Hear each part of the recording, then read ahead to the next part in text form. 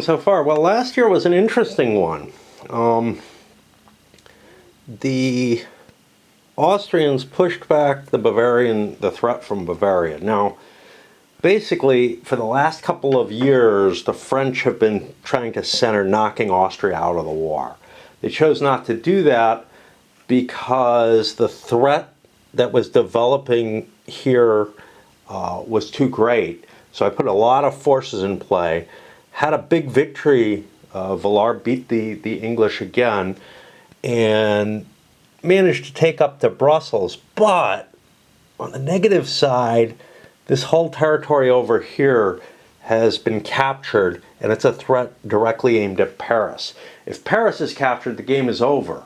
So you may have to wait until the interphase or whatever. But essentially, if the Allies can get Paris, they've won the biggest victory that they can. Now, what more could be done?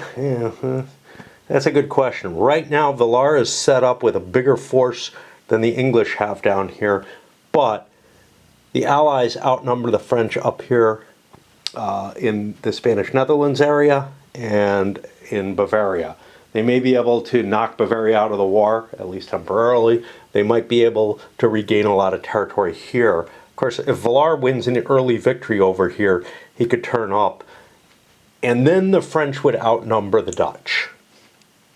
Well, here we are in the wee hours of Sunday morning. And, well, raid has left me a little bit of time when I'm sort of awake, so I figure I'll play a little bit and head to bed. This is the beginning of our 1705 campaign. And, well, we've already talked about what's going to happen. I don't know, because I've forgotten. It's been a couple of days. Interesting, and I don't know, maybe annoying to some people, aspects of this game. So, I'll point this one out. This guy, Darko, headed over. He was going to go face the Bavarians, or I'm sorry, the Imperials. Came across the river, got intercepted at the river line. Now, I revealed the size of the forces at that point. He then withdrew back. Another interception attempt when he's out of movement. So what you've got is a march forward, catching, and then being chased back. All this kind of information just doesn't usually get captured in a game, right? You know, the idea of some sort of some sort of pursuit battle happening here, or whatever it is, it's like there was no battle yet. I moved forward, found out I didn't like what I was facing, and turned and ran, and was pursued successfully to be brought to battle again. Villars managed to chase, I gotta be careful here. Yeah, I'm still able to. Villars managed to chase the Brits up. He has a very large army. He's in a lot of trouble. Basically, his army is just at the size that he can supply using the support wagon, the depots. He may swing his axis in a different direction, but basically he moved here. The Brits retreated, and using all their movement, that puts them both up in this, both the Allied armies up in this axis, so they can start fighting their way through Catanat or whatever. And Villars has to make, a decision whether he also swings and tries to take on the combined army, or if he's going to give up ground over here where he was hoping to gain some. He's pretty sure that with the entire Dutch army here, he's not going to be able to take it on with the force that he has, so he built a fortified line there. I still got to fight the battle. An ugly situation. I could run from the battle. I've taken 6 losses to the enemy's 4. I would have been demoralized twice, but I succeeded in my lucky roll, right? But now I'm badly outnumbered. I was before as well. I just Didn't realize until I ran up against him. And that means that it's very likely I will lose. Now, if I roll a 1 and get a 5, if the Imperials roll a 1 and get a 5%, 33, that's going to be like 2. Yeah, so they do only 2 losses. So I could beat them with a very lucky battle. If I run away, they're going to get to attack me. I won't be routed, so they'll be rolling on a 0 still, and they'll be able to do some damage to me. I think I want to run, so we'll take care of that. Oh, I forgot to roll leader loss checks, which would fuck up my chance of recovering from the rout. Okay, so now with a retreat, only the Imperials get to attack, I believe, when you withdraw from battle. I believe they get a... I know they do in a rout. A routed force is subject to pursuit. No. No, so I can just withdraw with no further harm. That's good. I'm going to fall back up here. Oops. I had already done it. And so we've got movement penalties against both forces for their next turn, whatever that means.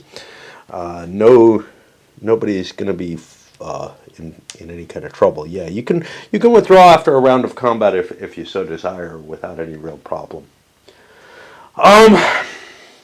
There's a possibility you might spend movement points like I did here from your next turn.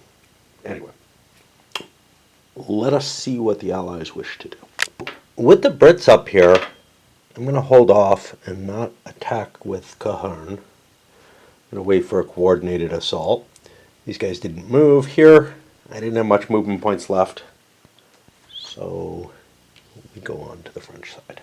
Managed to gather their force at Mons, and the Bavarians really have very little to do. I think Bavaria is pretty much gone. The only thing is Baden-Dur has to siege the 3 cities, and Ingolstadt being the important one. That will give them all of Bavaria. There's a weird sort of situation with trying to figure out the penetration rolls. First of all, I have 2 things I have to penetrate. Let me go over what's happening. Baden-Dur succeeded in his siege. He took, wherever this is, Ron, I don't know. The Anglo-Dutch army, the English marched up here, coordinated, and moved with the Dutch. That meant that the Dutch won't be able to siege. I'm making shit up here, because although they only spent 2 movement points, because they had to wait, I feel like they had to pass on some movement points, right? Again, not covered by the rules, but I feel... no, I didn't roll for him. I feel very powerful in terms of being able to make up shit, to make things work as I would think they should. It's sort of like having a game master in a game, right? It's one of the nicer things I feel about this game is that, yeah, the rules aren't very good, therefore I can make them up.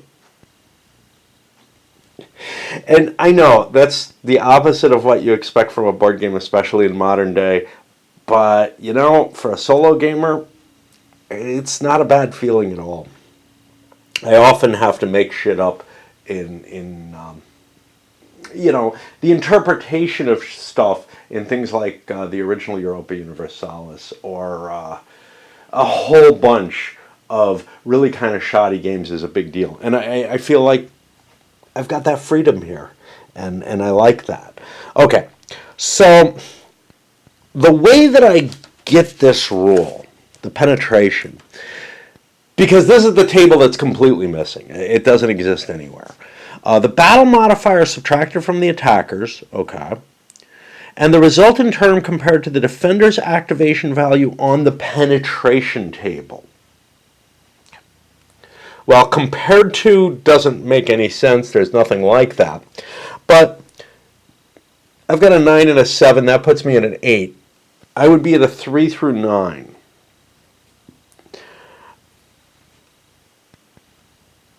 normally, I don't know. I don't know what would happen. Normally what I would do is if he had a bonus, it would be added to this. In this case, there should be a penalty because Villar's better.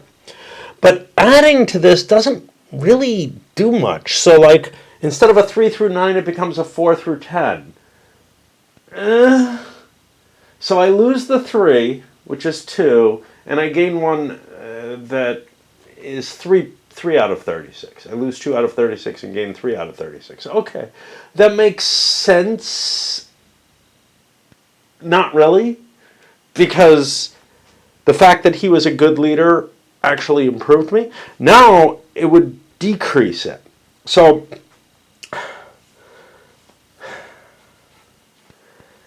this whole compared to doesn't really make sense.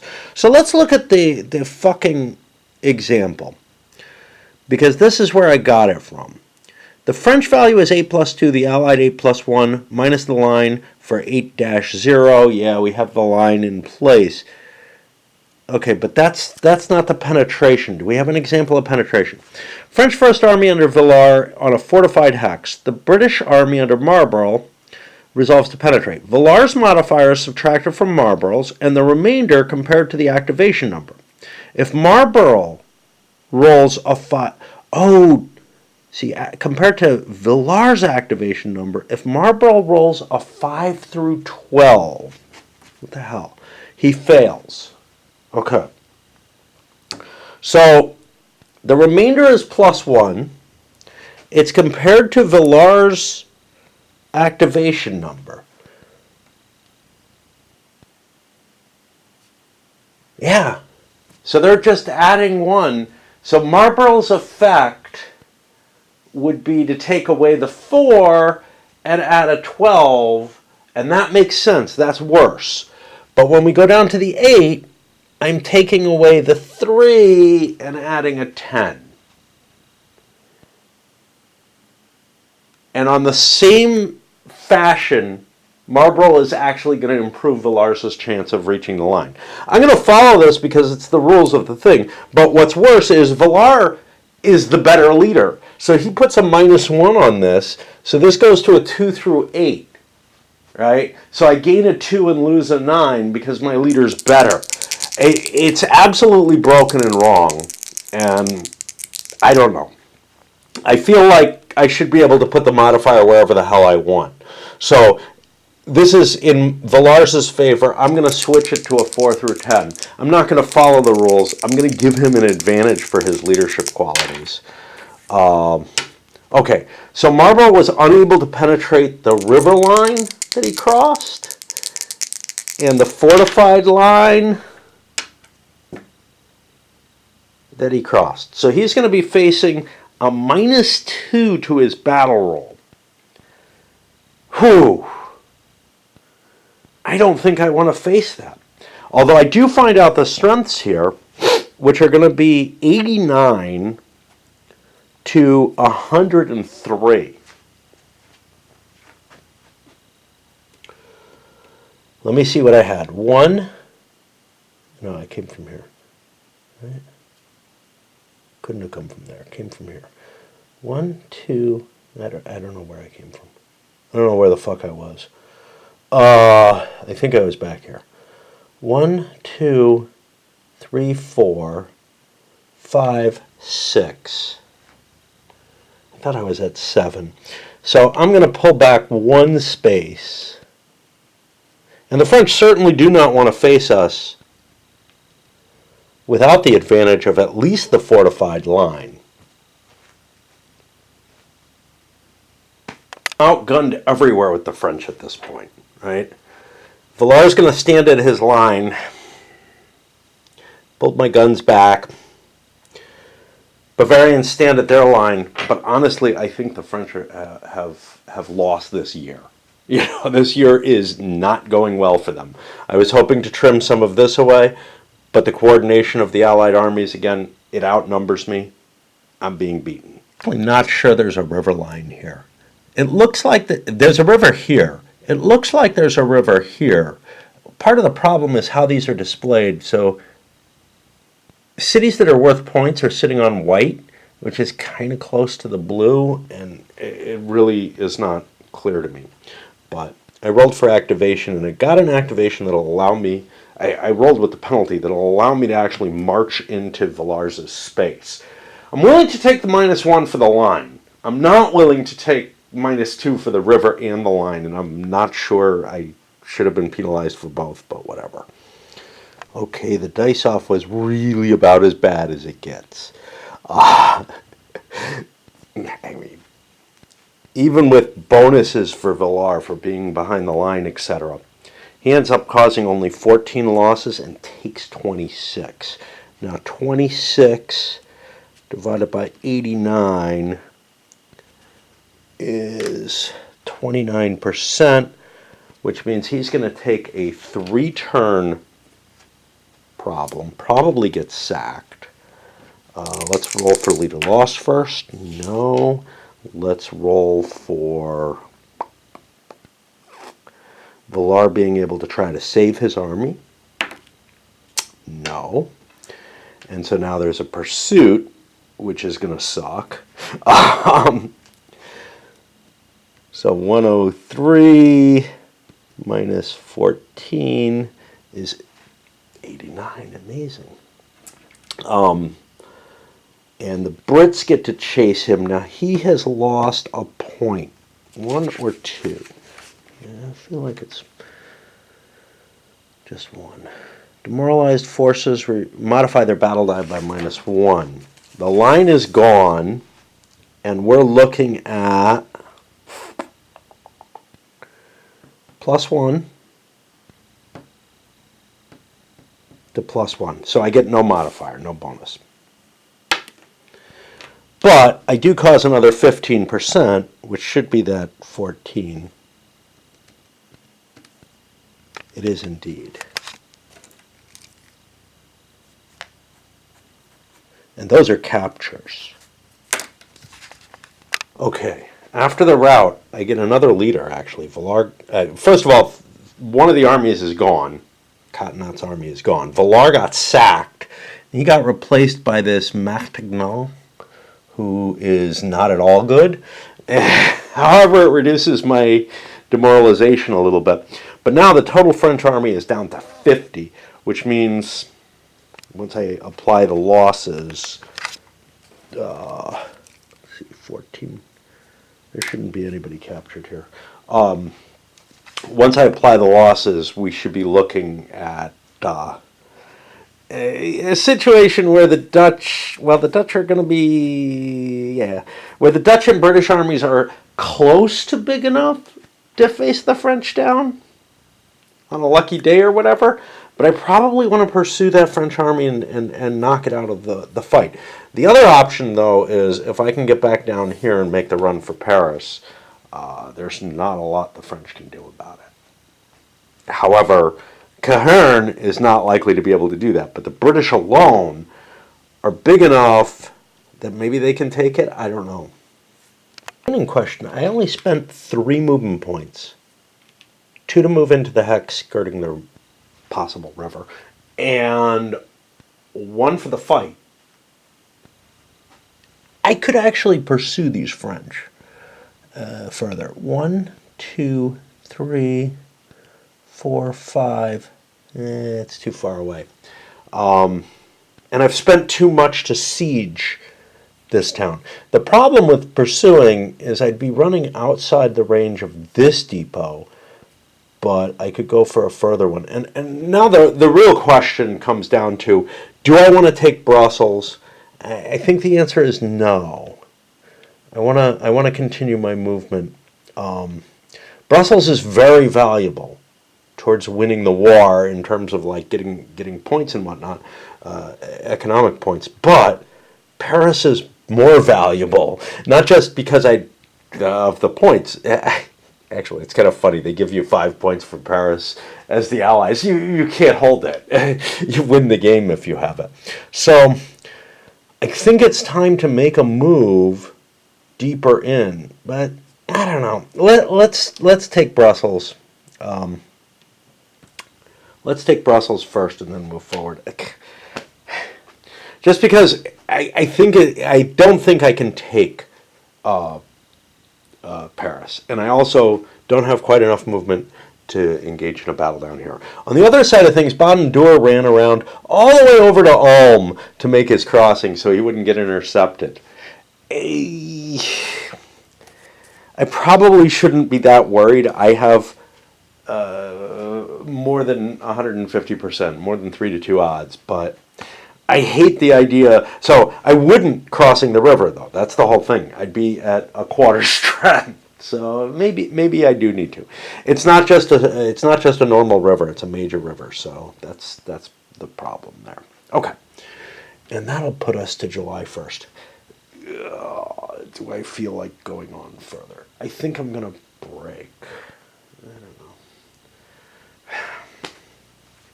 know. I don't like where my life is. Raid does really awful things to me, and I need to go shopping tomorrow.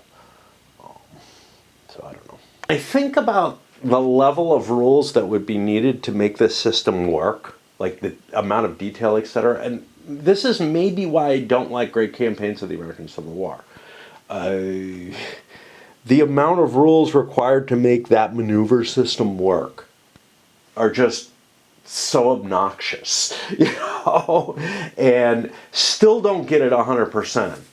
And whereas sort of the vague ideas that aren't fully spelled out, and I think they kind of work, lead me to something that gives me at least as rich a story of movement and whatnot, without nailing down every last aspect, right? Now, there are some things that are just fucked up. What we saw here, that's just wrong. There's something wrong there, right? There are places, there's a chart that's missing, and the example shows what I've been doing, but it also doesn't make sense anymore. Right? When it depends on what number it's applied to. It worked fine for Marlborough versus Villar in the example that they gave. It doesn't work for most of the examples. And I don't know what they did, if they just threw out some, if there was supposed to be another column here and they threw it out and said, maybe because it took up too much space, cut off some of this stuff, and they're like, we don't have room for it because we need to show this picture here or something. I have no idea. There's no fucking reason why they couldn't have put more table up there. Like, they couldn't have shifted the table up or something. But that's development work, right? Like, it feels like the core ideas of this game, and the fact that they're very lightly expressed, give you a very, very strong, platform. The problem, of course, is the rules could be interpreted in different ways. There's no question of that. And I'm definitely adding stuff like, the whole thing with that, moving forward and then can you keep pursuing? Well, combat kind of happens in the midst of movement, so I think it was the right way to do things.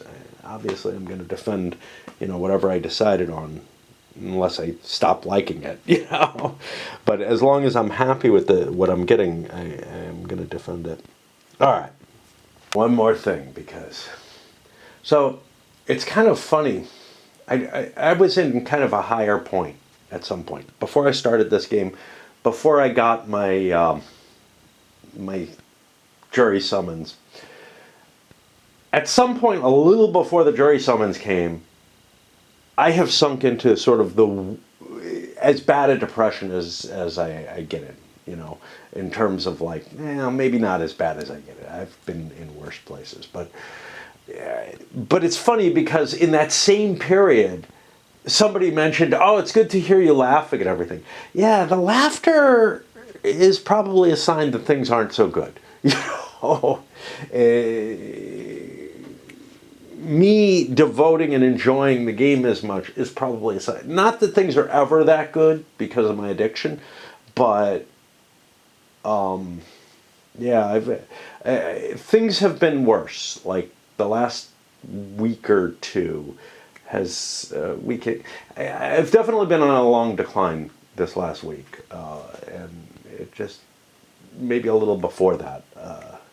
I kind of measure things in terms of weeks because dancing is always the thing, and I had actually been getting okay. Maybe maybe a couple of weeks ago, I had been feeling kind of okay with. I would go dancing and I wouldn't feel tremendously depressed on the Saturday or the Sunday, you know. But it took a big downhill dive, and of course I sound more animated and happy when I'm not. And it's not like I'm trying to fake it or anything. It's that's just the way I am. I sound better when I'm really, really in my worst places. Able to convince myself to go shopping. Oh. And it's starting to get hot, you know. I just too tired, whatever. Anyway, the French side of things, pretty much standing pat. I pulled back here to Bouchain. Brussels has fallen. The Allied forces moving down, but Baden-Dour has launched an attack here at Ingolstadt and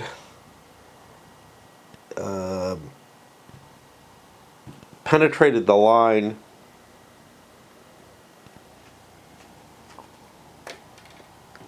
I think I want to try to pull out, given that. So a 5 means that I can run away with these. Now Baden-Dour reached here. He doesn't have a siege. I think the line has to stay if I'm withdrawing there. I don't know. I'm just making shit up here. 1, 2. I don't know. I almost feel like I have to fight. Let's just fight. Alright, that means 18 to 32. Yeah, this is not good, but like it doesn't make sense to fight. And I think I've got a way out. Oh. Alright, so he came from here. From here. 1, 2, 3, 4.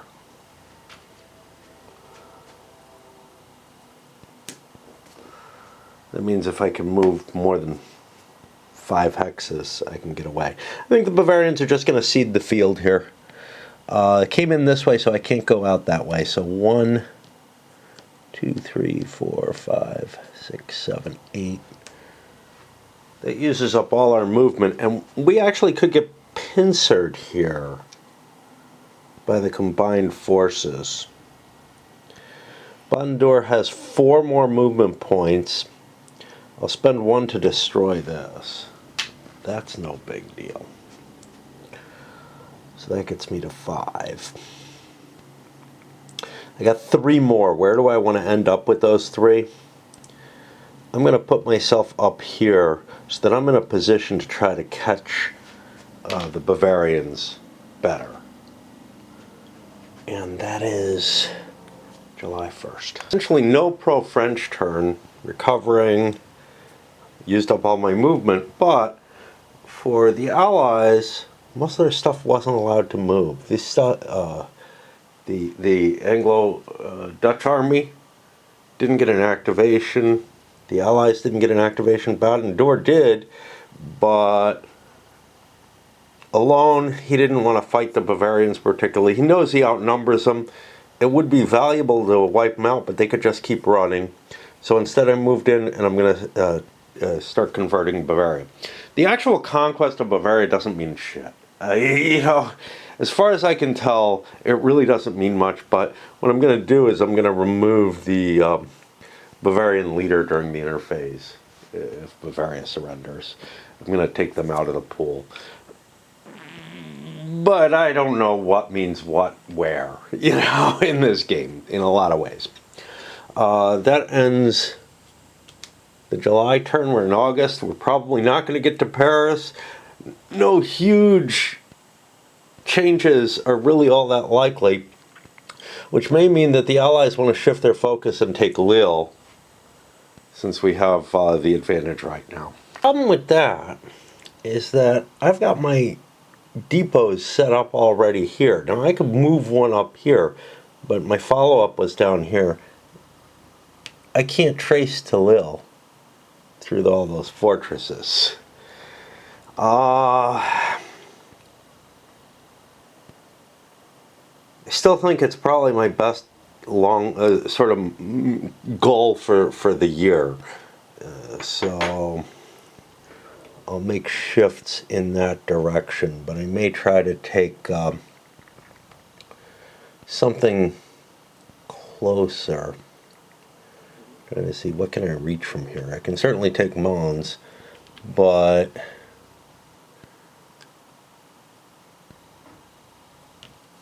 hey, oh, this is that. Oh,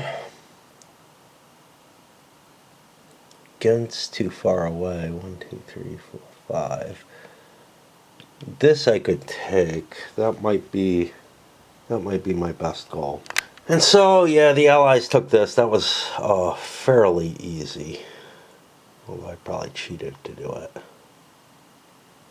Oops. I'm thinking I had to move 3 movement points. I'll let it last. Baden-Dor took Donauworth or whatever. Donauworth.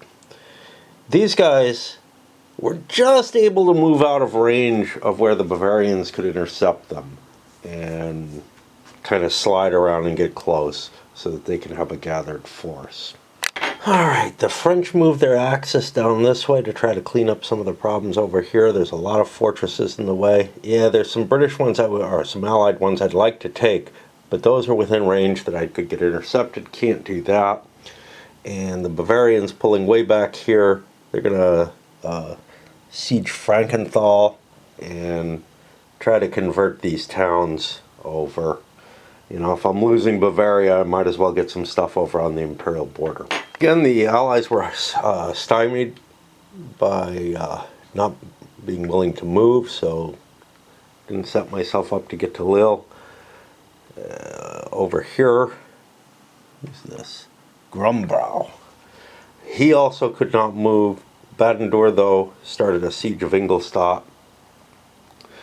And it is time to check.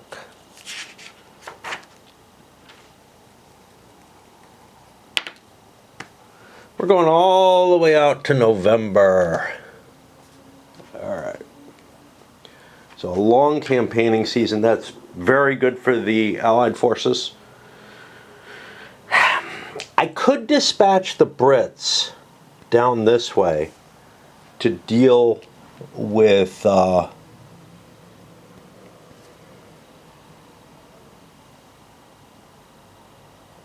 can't read Magnon. I don't know. I probably can't pronounce it even if I could read it. But anyway, I could dispatch them down there to create kind of a threat. If they could win the battle, it's a close fight. If I could win the battle there, I've got a better leader, then I would have 2 different places where Allied forces are able to make some movement. It's also quite possible that I could make it all the way to Paris with this long a campaign season, if I could win the fight. If I can't win the fight, I can't do that. French move down to Rocroi, and these Bavarians don't have a supply source built out within range, so I have to wait yet another turn for the Frankenthal siege. Ingolstadt falls to Baden-Dor. That's the end of Bavaria, basically. We'll see. But Over here, I decided to split the forces. Cahan was intended to go to Lille with the artillery, but he didn't get a success. However, Cardigan, somebody like that, moved down here to someplace I can't pronounce. Leodresis. I'm pronouncing things too Spanish. In whatever limit. Now that was within range that Madigan or whatever could launch his attack, could launch an interception, but he didn't get a success. And it's kind of a weird situation because I've got my artillery here. Now my artillery, 1, 2, 3, 4, 5, 6, could actually still march up to Lille. It doesn't require a commander to move the siege artillery. So I'm able to safely march up to Lille through this corridor. I don't have to worry about the supplies there, which means I've got a lot of strategic flexibility. If I wanted, I could shift my supplies down here with the Dutch as well and get a combined army to move in. But I think Lille is more important than whatever I might do to the French down here. Although I really do not want to lose this nice little branching out towards Paris. Oh, yeah. That gets us to September. Siege of Rocroi is underway. And Frankenthal has surrendered. So I was a little mistaken. I have a depot here, but I can't really trace down to have any effect on the French. So I had to lay siege, and I succeeded on this Leodresi. I don't know. While Cahen gathered the artillery and whatnot at Lille, didn't get to roll a siege thing. He was too far away, but that's okay. And then over here, the Imperials are moving forward. We got some honors of war troops that I can pick up if need be.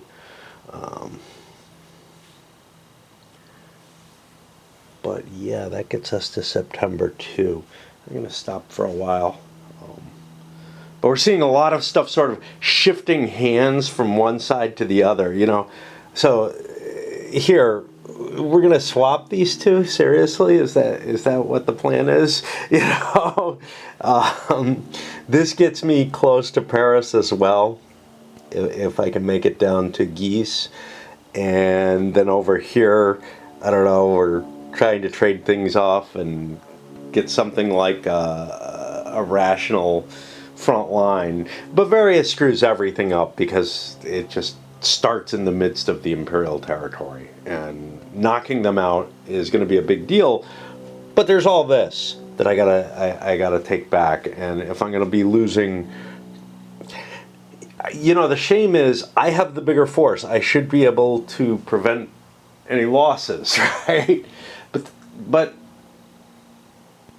if I'm chasing down those Bavarian troops and trying to prevent them from taking anything, then I'm not gaining anything either.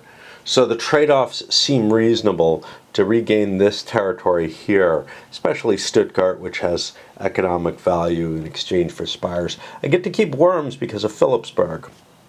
I'm going to be running up and downstairs to let raid play with itself. But here on the French side of the turn, Rocroi has fallen, and now we're going for Kaiserslautern, which sounds like a bad place for the king to go, but I wouldn't know. I don't know what Slautern is, but I'm sure it's not killing the king. On to the Allies. So some fair complexity in play. First of all, Cadogan or whatever has moved down to try to take Gui, but Malignon, I don't know. I can't read it, that's the problem. I might be able to pronounce it if I could read it. Intercept him there, we'll take care of that. We're going to have the start of the siege of Lille, And over here, Badendore crossed into Worms, where Donnie Darko is about to, has just intercepted. I'm going to do this one first because it's the complicated one. In terms of leadership values, they're the same. So we're looking at a 2 through 7 for the river to be in effect, in which case Badendore will fall back. Yeah. So he moved 1, 2, 3 movement. I'm going to mark that. Let's see what the hell this guy did. I don't even remember. 1, 2, 3, 4, 5, 6. He must have been closer. He may have been right about at 8. I'm going to just fall him back 1 space. I believe he'll be allowed to do that. I believe he had that movement point. I think I only went 7, but I'm not sure. If I went 8, I wouldn't have crossed the river at all, and this interception wouldn't have happened. Now we'll do the battle. That was a bloody affair, or is. It's ongoing still. Pair of 6s, the English have a +1, so they get 30%. They had slightly less troops, but they do 13. Now, I think 13 divided by 46, let's just see, is 29%, whereas 12 divided by 41, oh, fuck me. Okay, 2926.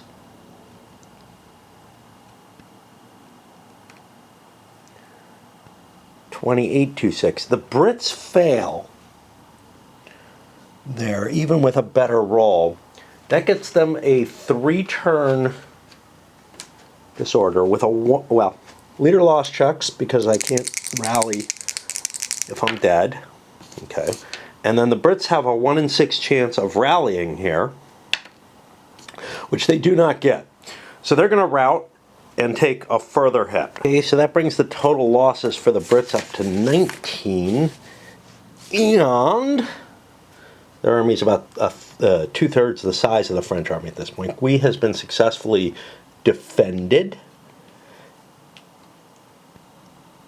The armies here, I have to make a check for removal, which is likely. Removed at the end of the next movement phase, so the Brits are going to get, hey, it's a chance to get Marlborough back. It's a shame because this guy's not bad, you know. But, well, oh no, he is. The last guy I had wasn't bad. Oh, well. No, this guy's just terrible, right? No, he's not bad. It's, someone's bad.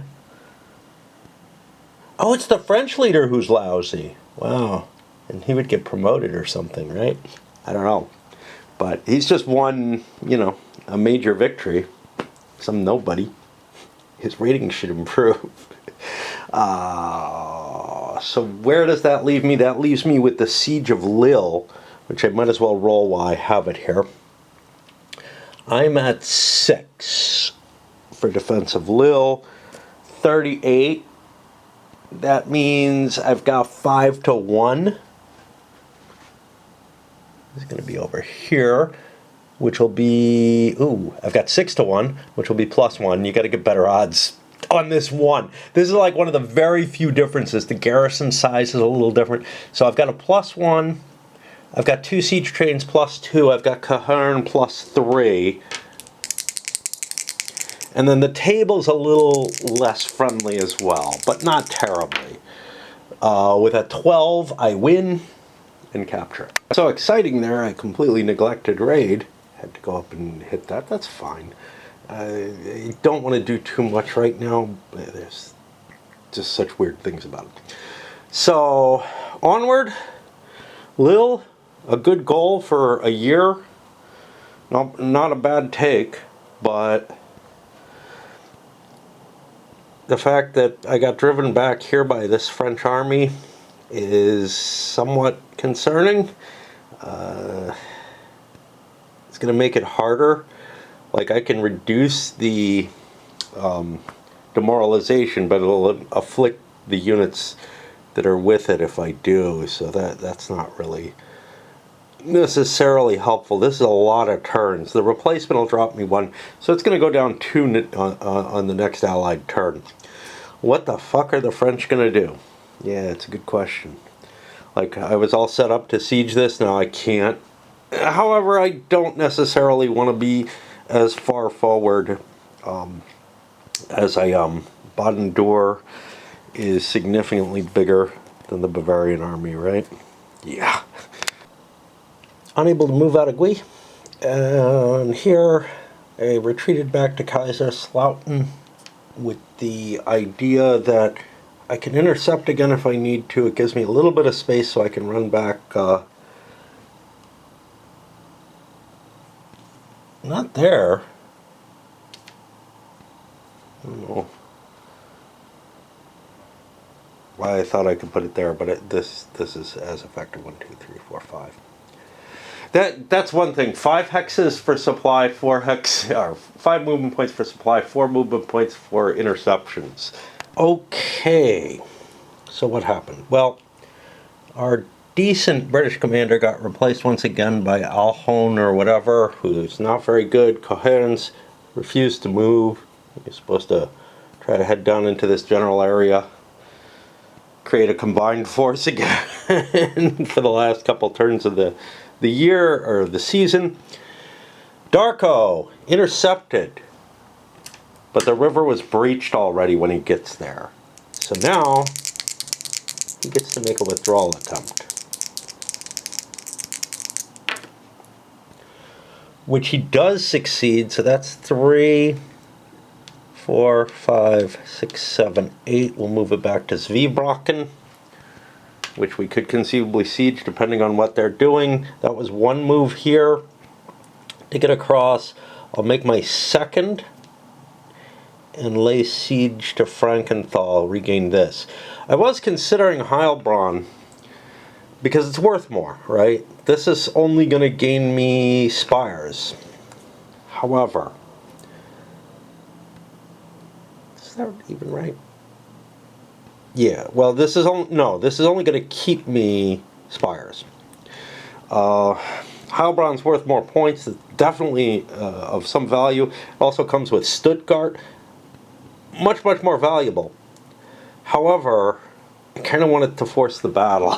Well, there was another factor in play. The fact that I could siege Frankenthal immediately. Eventually, siege to whatever the fuck this unknown town is. I can't pronounce it. I can't read it. Zweibrücken I could not lay siege to, even though it was set up there, because I had used up my 8 movement points in the reaction moves, trying to screen things over here. So it's back to the Allied side. On the Allied side, Frankenthal falls. Okay, no big deal there. Honors of war, troops back here. But the exciting thing was Cohern. Alhone did not get a move. Cohern moved down here. Now, the French could have intercepted. However, they were like, well, you know, if Cohern wants to chase us off of this town we're besieging, we get the fight anyway and they pay for it. That's fine. If they don't, we don't really care that much because we want to take this. The season's running low and we are in fact moving into the last non-winter turn. Is that what it means? I believe so. Yeah, that's the last non-winter turn. So we're going to get one more chance to siege something, which really means Heilbronn's not going to fall unless the Austrians are willing to take a winter stance on it. And that means they're pretty much done. They're kind of interesting.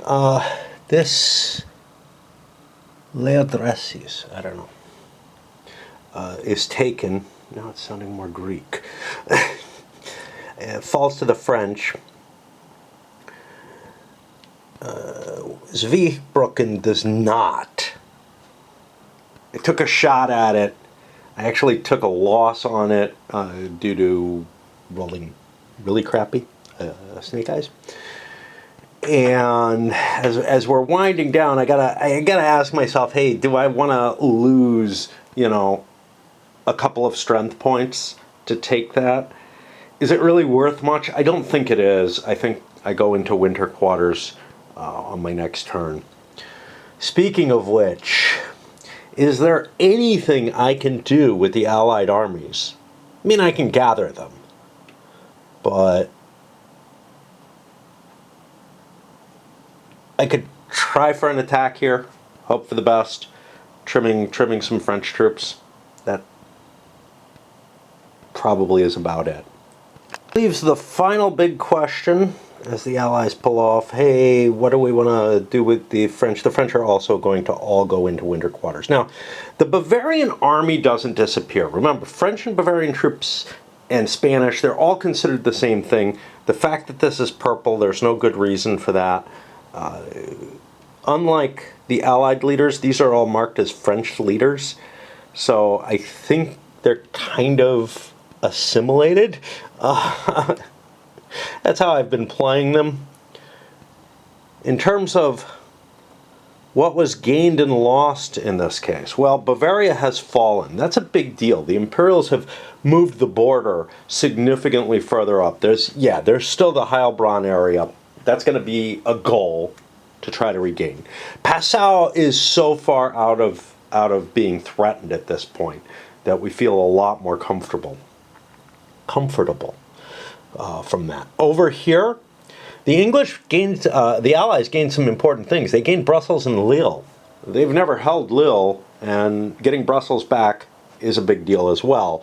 So a lot of points that we're going to have in terms of money capability. The French were unable to too heavily impact this, but the cut at Rocroi is important. That means there's no longer a straight path to Paris. You might argue you could make one down through here, but come on, man. You're not going to be able to support that kind of supply line unless you crush the French army. So there is still a path, but there's not like this double threat that was accumulating. This has been pushed back really to here, although they still hold this. The gains here are of limited significance in terms of strategic value or operational value, or something along those lines. They're not going to help me get to Paris. They're going to help me in the war as a whole because of the economic worth of them. I hope I've been counting Dunkirk up there. It would really help, and there are some player aids. I should probably print them out or whatever. It would really help to have a list of all the valuable towns and a way to mark who has them, stuff like that. Again, though, it's a magazine game, so it's kind of understandable that there isn't a whole hell of a lot there.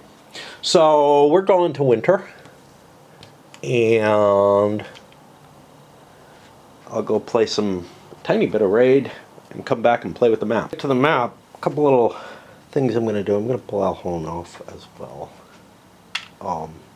I pulled the successful French commander off the board. Now, this is something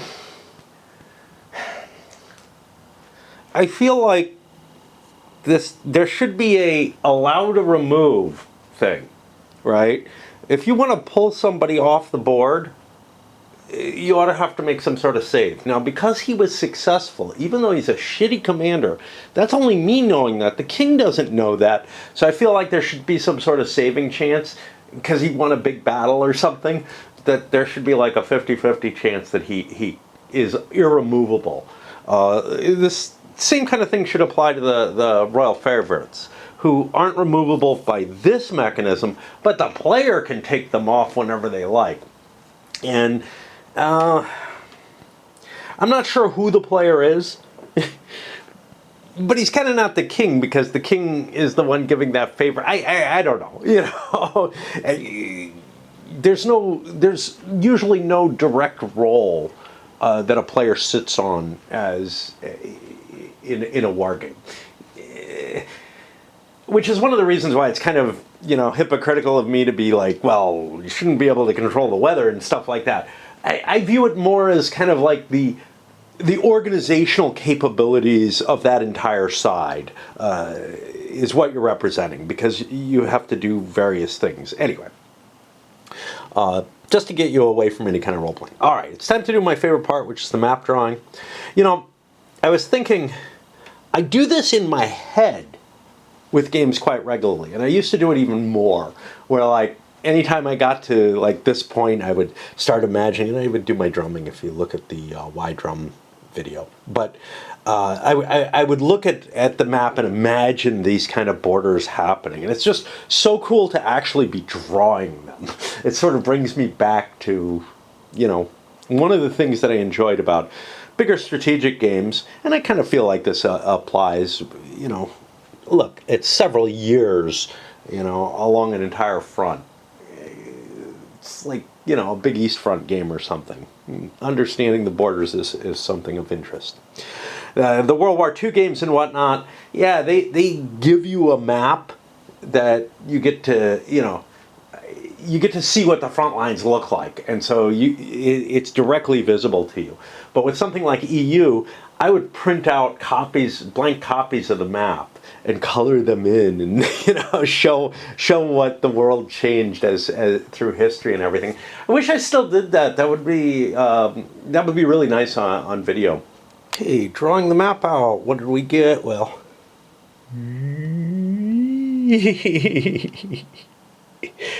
All kinds of little squigglies happening all over the place, right?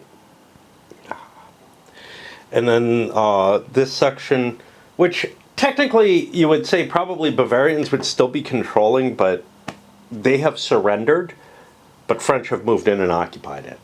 Kind of like the French occupied the Spanish Netherlands, I guess. But yeah, I mean, major wiping out Bavaria is a big move from the Austrian point of view. And then I calculated out the troops and the money. What do we got for troops? The French have 48 troops left. The Allies have a total of 92 left. So, but they're surrendered, right? So some money's going to change, you know, some money changes hands based on these, but 32 minus 15, we're looking at 17 more basically for the French.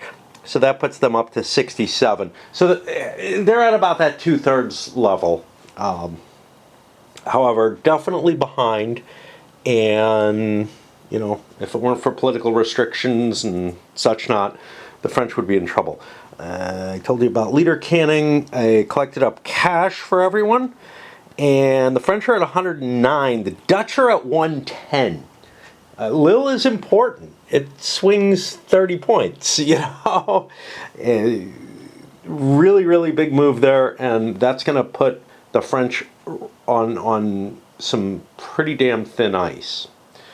And it's a long way before the British fall out of the war.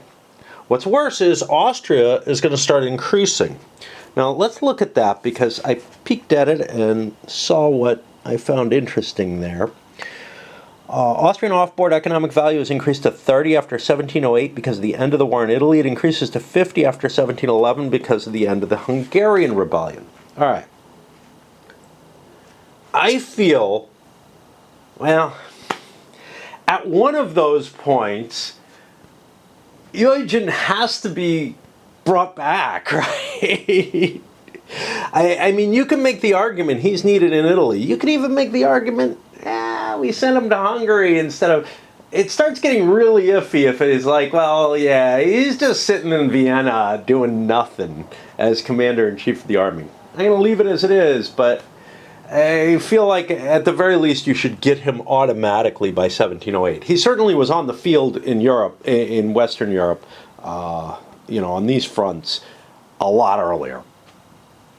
And that's kind of problematic. But, you know, the whole leader game, I feel like a much more complex and richer structure could be built around that.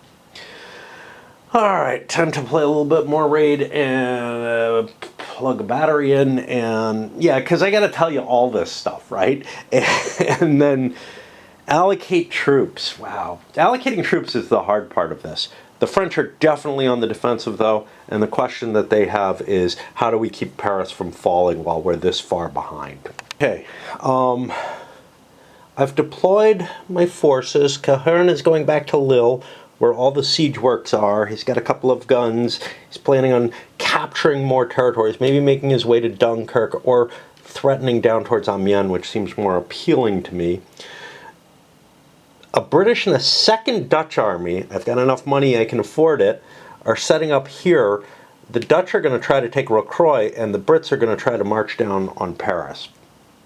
However, I've got as a secondary possible goal to move over here for an attack on Toul, which is as good as Lille is in terms of swinging the money values. And if I set the Imperials up here. Now, recognizing the threat to Toul at this point, the French feel, and I didn't really realize how threatened this was all along, really. But I rolled and said on a 6 the French would continue to ignore it. Both sides were ignoring it. I've put a force here. Part of the reason is whatever was here could cover the Toul area. But what's over here is just not worth defending comparatively. And so I moved an army into here. Now I've got a lot of leaders to draw. The French have 2. I'm going to keep Badendour. He's not that bad. And the thing is, only Eugen can help me, I think. I mean, there may be another better leader or whatever, but Badendour is about as good as it gets. If he got canned and I got a shitty leader, yeah, I would keep drawing, and I've done that before. But right now, he is good enough that it's keeping me from, every year making a draw. And there's a fair number of Imperial leaders. Now, I get the freebie draw up here. If I had more Imperial armies on the board, I would get more, but I wanted a decent-sized army to threaten Toul. Let's talk about the draws before we see where things start. I got this Bosenberg here at Gouy. Okay military, but he's like Cahern. He's a 6. He's not going to do much. I got the Bourg back, who's fine. I consider a 7+1 to be a decent leader, right? Not somebody I'm willing to replace. So he'll do fine. I want Villar back, or there are some others that are okay. What did I have here? Dahlberg, no, he sucks. The 6+1 just not good enough. Keeping Cahern, I get Alhone back here, and I got kind of crappy nobody for the Dutch. At least he's a 7, but nothing there. And I get the wonderful Hesse Castle back. I've drawn him so many times. Why can't I get Eugen? But, he's in Castle here, so that makes sense. Back as the Northern Allies coming in. And I guess the one remaining thing to do to set up for this next year in the next video is to see when the season starts, which will be June 1. What's that? Be here, and I believe it's September 2 that you check, right? No, it's August 2 that you check. So there we have it.